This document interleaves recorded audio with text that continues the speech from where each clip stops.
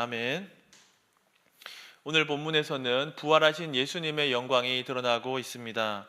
그러나 주님께서는 이전과 다를 바 없이 종의 모습으로 제자들에게 나타나시고 섬기는 것을 보여줍니다. 우리 예수님은 부활하신 후에 승천하시기까지 세상에 40일간 제자들과 함께 계셨습니다.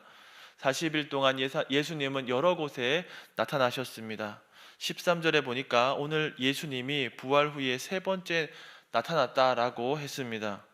이렇게 40일 동안 자신을 나타내신 이유는 먼저 예수님이 부활하셨다라는 것이 확실하다라는 것을 나타내기 위해서입니다. 그리고 또한 부활하신 예수님과 제자들의 관계가 어떤 관계인지 알려주기 위해서입니다.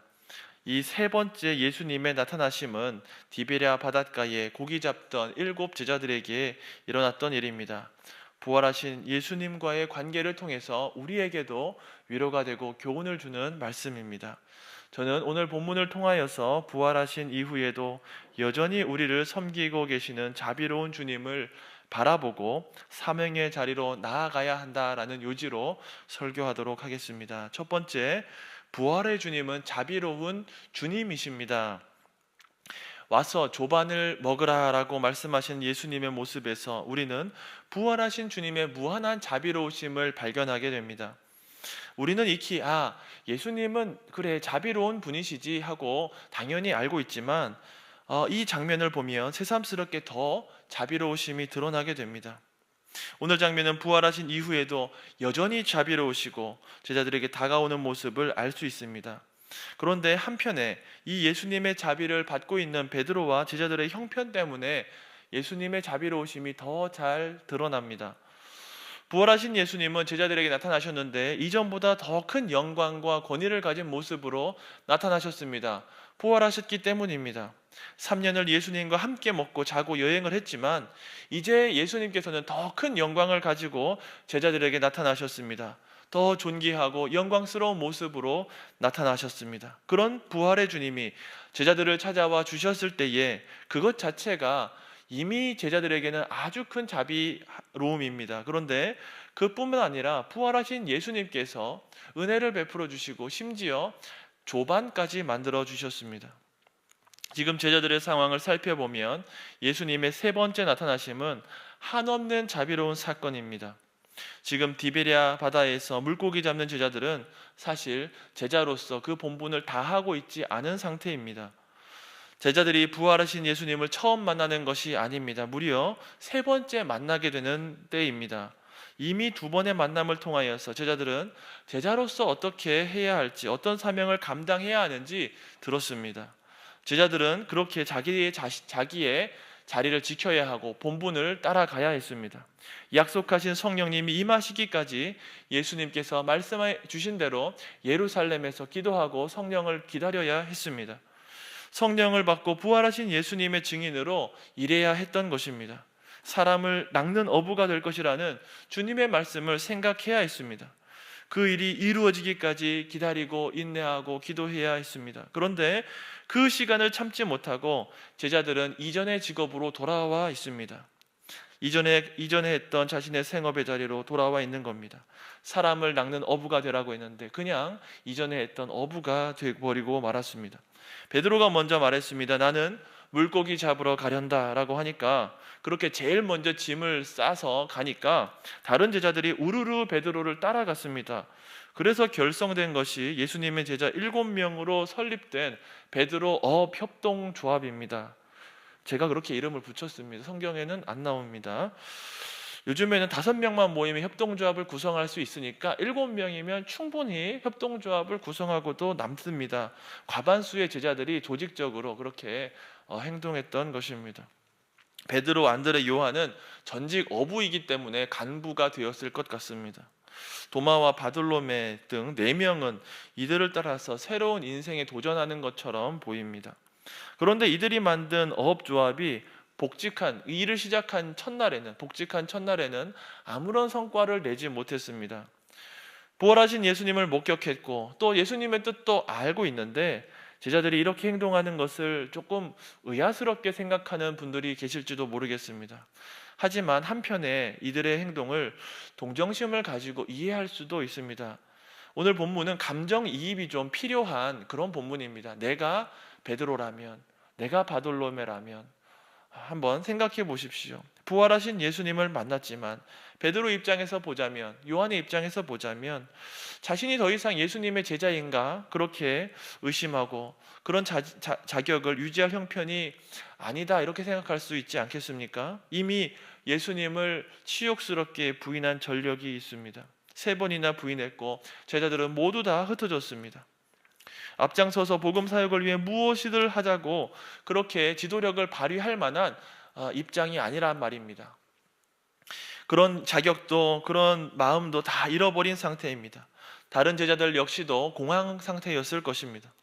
예수님께서 구원 사역을 다 이루셨습니다. 예수님께서는 죽으심과 부활을 완성하셨습니다. 그러나 제자들은 다시 삶의 자리로 돌아가서 전혀 성장하지 않은 것 같은 그런 모습을 보여주고 있습니다. 어떻게 해야 할지 도무지 알지 못하는 그런 상태입니다. 그래서 그저 할 수 있는 자신들의 옛 직업으로 돌아갔던 것입니다. 제자들은 아마도 이것은 아닌데, 예수님이 이것을 바라지는 않을 것인데, 하지만 나는 초라하고 자격이 없고 예수님 볼 낯이 없겠다라고 생각해서 자신의 옛날 자리로 돌아갔을 것입니다.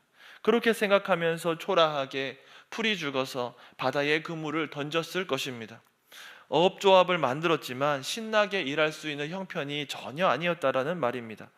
그런데 부활하신 주님은 이러한 제자들에게 나타나 주셨습니다. 찾아와 주셨습니다.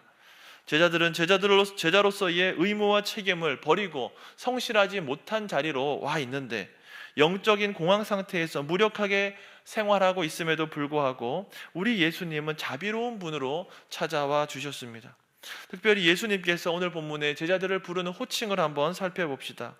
예수님은 약 100m 정도 떨어진 곳에서 제자들을 부르셨습니다. 얘들아, 너희들에게 물고기가 있느냐?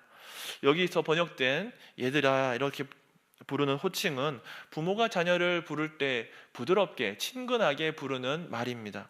우리말로 번역하자면 아가들아, 얘들아 이렇게 사랑스럽게 부르는 말이 됩니다. 제가 예수님이라면 전혀 그렇게 하지 않았을 것 같습니다. 이 녀석들 여기서 뭘 하고 있는 것이냐, 도대체 정신이 있는 거냐 없는 거냐, 내가 이제 십자가 지고 부활하고 곧 있으면 승천에 하나님 우편에 앉게 될 것인데 너희들은 어떻게 도무지 하나도 성장하지 못하고 다시 거꾸로 그렇게 돼 있냐, 이렇게 잔소리하고 또 잔소리하고 책망했을 것 같습니다. 그런데 예수님은 그런 분이 아니셨습니다. 예수님은 무력하게 자신의 사명을 떠나 있는 제자들에게 찾아와 주셔서 이전과 다를 바 없이 오히려 더 친근하게 나타나고 계십니다. 그리고 그들에게 기적적으로 많은 물고기를 잡게 해 주셨습니다. 예수님은 그랬던 제자들에게 무한한 자비하심으로 찾아와 주셨던 것입니다. 성도 여러분, 우리는 이러한 제자들의 모습에서 우리 자신의 모습을 투영할 수가 있습니다. 우리 또한 부활의 주님을 분명히 알고 있고 믿고 있고 의지한다고 합니다. 하지만 제자들과 같이 실패하는 인생이 참 많이 있습니다. 우리 또한 부활의 주님을 분명히 알고 있고 그분의 뜻이 무엇인지 알고 제자로서의 사명이 무엇인지 알고 그 자리가 어디인지 알고 있습니다. 하지만 실패하고 좌절하고 낙심하는 경우가 참 많지 않습니까? 우리는 제자로서의 사명을 망각하고 우리의 삶을 무의미하고 무력하게 또 불확실한 가운데 살아갈 때가 많았다고 생각하게 됩니다. 예루살렘에 있지 않고 디베라 바닷가로 물고기 잡으러 가는 그런 나의 모습을 발견하게 되는 것이죠. 우리 삶 가운데 많은 시간들이 열매 없이 덧없이 지나가고 있지는 않으십니까? 2024년도 믿음 가운데 시작했는데 돌아보니까 시간은 벌써 이만큼 흘러있고 주님 앞에서 내 믿음이 자란 것이나 성과를 보지 못하고 그렇게 있지는 않으십니까? 여전히 우리 삶 속에 하나님 나라와 그의 의와는 아무런 관련이 없는 그런 일들만이 가득히 차 있지는 않으십니까? 주님 주신 사명을 잊어버리고 옛 습관대로 살아가려는 모습이 있지는 않으십니까? 나의 과오에 대해서 자책하면서 주님 주신 직분을 다하지 못하는 그러한 자세가 있지는 않으십니까? 그러나 부활의 주님은 이런 우리들을 자비롭게 대하고 계십니다. 오늘도 주님은 얘들아, 나의 자녀들아 라고 자비롭게 부르시며 다가오는 분이십니다.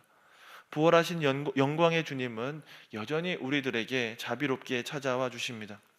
우리는 주님이 부활하셔 영광 받으셨다는 것에서 그 부활의 의미를 이해하는 데 그치지 말아야 됩니다. 부활하신 주님이 이제 우리에게 어떠한 분으로 찾아오시는지도 알아야 됩니다. 우리 주님께서는 영광 받으시고 권세가 많아졌다고 해서 사람을 권위적으로 대하거나 안면 몰수하는 분이 아니십니다.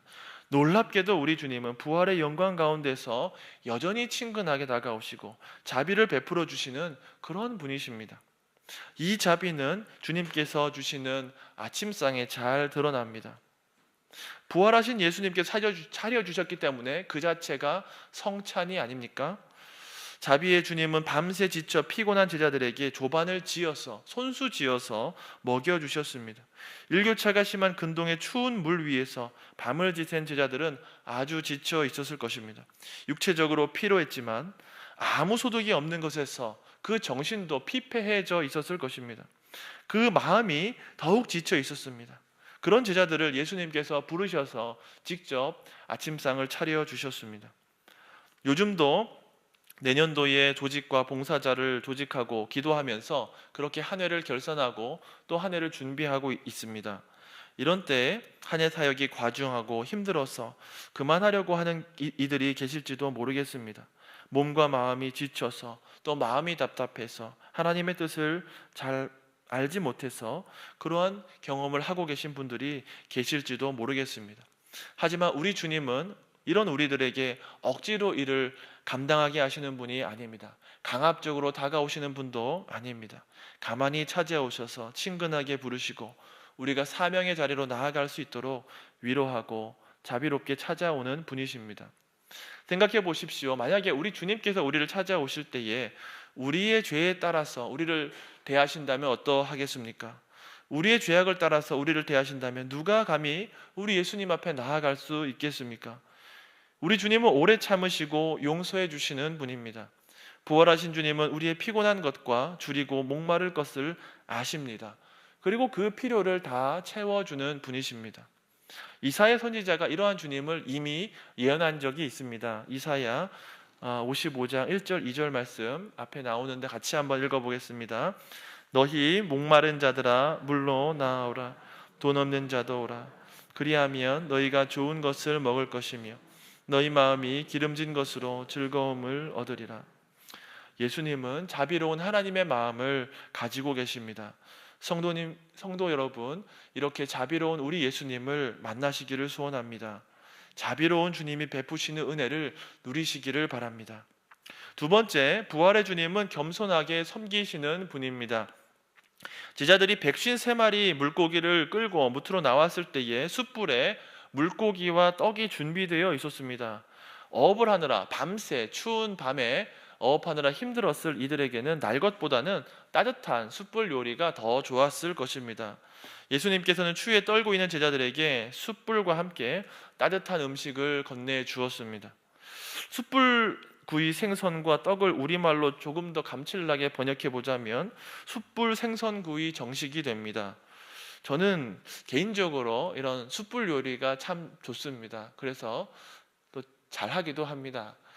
네, 어쨌든 본문의 숯이 어떤 숯인가 제가 너무 궁금했습니다. 이 숯을 구해서 구우면은 진짜 맛있겠다. 예수님 숯불구이 정식이다 해서 내가 할 수 있겠다 해가지고 이 숯이 어떤 숯인가 해서 헬라어를 한번 찾아봤습니다만 이 숯의 이게 숯불 이상의 뜻은 안 나와 있었습니다. 요리 백과가 아니기 때문에 이렇게 숯이다 이렇게 말하고 있습니다. 그런데 본문은 주님께서 생선 요리를 아주 정성스럽게 만들었다라는 것을 묘사해 줍니다. 이 숯불 요리가 쉬운 것이 아닙니다. 그냥 회로 떠서 주면 좋은데 숯불은 피워야 하고 익혀야 합니다. 이 사실에서 우리 예수님의 섬김을 발견하게 됩니다. 세상의 선생과 스승 같으면 먼 이 어촌에 온 것만 해도 참 족한 것입니다. 오히려 제자들이 스승이신 예수님에게 다가와서 조반상을 대접해야 합니다. 하지만 우리 예수님께서는 멀리서 찾아오셔서 조반상도 다 준비하고 계시는 분이십니다. 그렇게 제자들을 부르셨습니다. 13절에 보니까 예수께서 가셔서 떡을 가져다가 저희에게 주시고 생선도 그와 같이 하셨다라고 했습니다. 부활하신 예수님께서 제자들에게 세 번째로 자신을 나타내셨을 때에 여전히 자기 자신을 종으로서 드러내고 계시는 모습입니다. 이미 예수님은 부활 전에 섬김의 모습을 충분히 보여주셨습니다. 십자가 고난을 앞에 두고 제자들의 발을 씻겨 주셨습니다. 종으로 섬기기 위해서 세상에 오셨다는 것을 너무나 잘 반복적으로 나타내 주셨습니다. 세상에 온 것은 섬김을 받으려 함이 아니라 종으로 섬기려 하노라 말씀하셨습니다. 그런데 부활하신 주님은 여전히 당신의 사랑하는 제자들에게 섬기시는 종으로서 나타나셨습니다. 부활의 영광을 성취하신 후에도 예수님의 섬김과 봉사는 변하지 않으셨습니다. 겸손한 종의 모습을 그대로 가지고 제자들 앞에 나타나셨습니다. 예수님은 제자 한 사람 한 사람에게 고기를 나눠주시고 떡을 떼어주셨습니다. 이 디베랴 바닷가 아침 식사 자리에 예수님께서는 겸손한 종으로 서버로 봉사하고 계십니다. 놀랍게도 이런 봉사의 순간에 기적이 일어났습니다. 오병이어와 유사한 일이 있었습니다. 한글 성경에는 잘 나타나지 않지만 이 헬라어를 살펴보면 숯불에 놓인 떡과 물고기는 단수로 표현되어 있습니다. 하나의 떡덩이, 한 마리의 물고기입니다. 숯불에 구워지고 있는 것입니다. 물론 후에 예수님께서 잡은 물고기를 가져오라고 했기 때문에 물고기는 다수가 될 수 있겠지만 분명히 떡은 한 덩이입니다. 그런데 예수님이 섬기시는 그 자리에 이 떡이 들려졌을 때에, 물고기가 들려졌을 때에 많은 사람들이 배부르게 먹을 수가 있었습니다. 이런 기적이 일어난 것은 예수님께서 섬기는 그 손길이 전능자의 손길이었기 때문입니다. 예수님은 천지를 지으신 분이고 십자가 사역으로 새로운 창조 사역을 시작하신 분입니다. 그러한 예수님의 손에서 일어난 사건이 기적을 보여줍니다. 표적을 보여줍니다. 우리 부활의 주님이 전능의 능력으로 섬김의 일을 하시는 것은 우리에게는 한없는 은혜고 또 위로입니다. 우리에게 힘이 됩니다. 부활하신 예수님께서 영광을 얻으시고 나서 우리를 그저 내버려 두신다면 우리는 결코 소망을 발견할 수 없는 연약한 죄인들일 것입니다. 그러나 예수님께서 우리를 여전히 섬기고 계십니다. 이것은 굉장히 황송한 일입니다. 우리는 여전히 삶의 순간순간 주님의 돌보심과 섬김이 필요한 그런 연약한 존재들입니다. 그러므로 우리 예수님께서 우리를 섬기신다는 사실, 부활 영광을 취하신 이후에도 여전히 우리에게 이렇게 종의 모습으로 다가온다는 사실이 우리에게는 복음이 됩니다. 구원의 기쁜 소식입니다. 이 예수님의 섬김이 없이는 우리의 구원이 가능하지 않기 때문입니다. 우리 예수님의 섬김이 계속되지 않는다면 우리는 이 풍파많은 세상에서 금세 좌절하고 지치고 넘어질 것이기 때문입니다. 우리 예수님은 우리의 연약함을 잘 알고 계시는 분입니다. 그래서 세상 계실 때에 제자들의 필요를 잘 채워주셨습니다. 나아가서 세상을 위해 십자가에서 생명을 들여 봉사한 주님께서는 부활하신 이후에도 여전히 사람들에게 나타나셔서 종으로 자신을 드러내시고 섬기셨습니다. 우리 주님은 승천하셔서 지금 하늘 영광 보좌에 자정해 계십니다. 그러나 부활의 주님이 우리를 위한 섬김의 일은 그치지 않으십니다. 주님은 여기에서도 성도들과 교회를 위한 섬김의 직분을 감당하고 계심을 바라보시기를 바랍니다. 우리 주님이 지금도 우리를 섬기시기 때문에 우리가 좌절하지 않고 우리가 새 힘을 얻을 수 있습니다. 주님이 우리를 섬기시기 때문에 우리가 오늘도 구원에서 떨어지지 않습니다. 주님이 지금도 우리를 섬기시기 때문에 낙심하거나 망하지 않을 수 있습니다. 주님이 지금도 우리를 섬기시기 때문에 우리의 죄성과 세상의 죄악 가운데에서도 하나님의 백성으로 보존되고 있는 것입니다. 주님의 섬김이 없다면 우리는 한순간도 서 있을 수 없는 그러한 연약한 존재입니다. 디베랴 바닷가에서 예수님의 섬김을 받던 제자들은 감히 예수님에게 당신은 누구십니까? 라고 묻지 못했습니다. 사실 부활하신 예수님의 모습이 달라져 있었기 때문에 제자들은 처음에 예수님이 누구신지 잘 알아보지 못했습니다. 여인들과 또 엠마오로 가던 제자들과 도마에게 나타나셨을 때에 제자들은 예수님을 바로 알아보지 못했습니다. 그래서 앞에 많은 물고기가 그물에 걸린 것을 보고 나서야 요한이 베드로에게 그제서야 저분은 주님이시다라고 가만히 말하였습니다. 그런데 그 이후에 동조에서 아무도 예수님이 아, 예수님이시군요, 주님이시군요 하고 말하지 않았습니다. 우리 주님 맞으십니까 하고 확인하지도 않았습니다. 그렇게 감히 물어볼 수가 없었던 것입니다. 그들은 섬기시는 주님 앞에 가만히 입을 다물 수밖에 없었습니다. 자신들이 제자리를 떠난 무책임함과 연약함에도 불구하고 자비를 베푸시고 묵묵히 자신들을 섬기시는 주님을 바라보면서 감격했을 것입니다. 그리고 말하지 못했지만 마음속으로 그저 감격하고 주님 주시는 아침 식사를 받아 먹었던 것이죠. 성도 여러분, 부활하신 주님은 지금도 우리를 위해서 섬기고 계시는 분입니다. 이런 주님 앞에 누가 감히 내 수고와 섬김을 자랑할 수 있겠습니까? 내가 교회를 위해 수고하고 섬긴다고 도무지 자랑할 수 없는 일입니다. 내가 너무 일이 많다고, 교회에서 감당하고 있는 일이 너무 과중하다고 할 수 없습니다. 우리는 주님의 섬김을 받는 황송한 마음으로 늘 겸손하고 감사한 마음을 가지고 신앙생활을 하고 맡겨진 일을 잘 감당해야 할 뿐입니다. 매사에 우리 예수님을 생각하고 매사에 우리 예수님의 도우심을 바라고 우리 예수님을 바라보시기 바랍니다. 말을 맺겠습니다. 베드로 협동조합을 만들었던 7명의 제자들은 다시 사명의 자리 예루살렘으로 향했습니다. 이제는 그냥 어부가 아니라 사람을 낚는 어부의 자리로 돌아갔던 것입니다. 땅속이나 물속 깊은 곳을 뜻하는 단어 게헨나라는 단어는 음부라는 뜻도 가지고 있습니다. 그러니까 물속에 있는 고기를 낚듯 사람을 낚는다라는 의미는 음부에 있는 사람을 건져 올린다라는 뜻이 됩니다. 새 생명을 전하는 사명을 맡기신다라는 의미입니다. 제자들이 그 사명의 자리로 돌아갔습니다.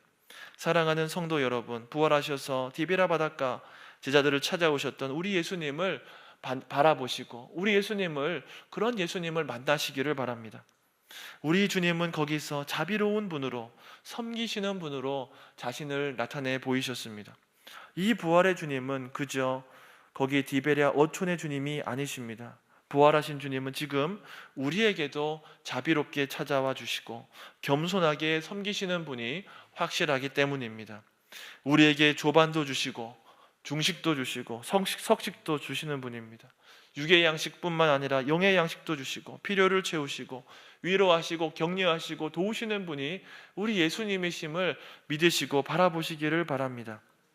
우리 삶 가운데 고난이 있으십니까? 어려움이 있으십니까? 예수님을 바라보시기 바랍니다. 예수님은 누구보다도 고난받으셨고 누구보다도 어려움을 겪으신 분이십니다. 하지만 그 이후에 영광 받으시고 하나님의 뜻대로 일을 하셨습니다. 이 땅에서 사셨기 때문에 그 슬픔과 인생의 어려움을 누구보다도 잘 아시는 분입니다. 그렇게 우리를 잘 이해하고 우리의 어려움 가운데서도 우리를 공감하고 자비롭게 보시는 분이십니다. 그렇게 섬기시는 부활의 주님의 도움으로 말미암아 소망 중에 승리하시기 바랍니다. 우리 주님의 도우심으로 말미암아 늘 사명을 능히 감당하는 저와 여러분 되시기를 주의 이름으로 축원합니다. 아멘. 좀 빠른 찬양인데 우리 함께 찬양했으면 좋겠습니다.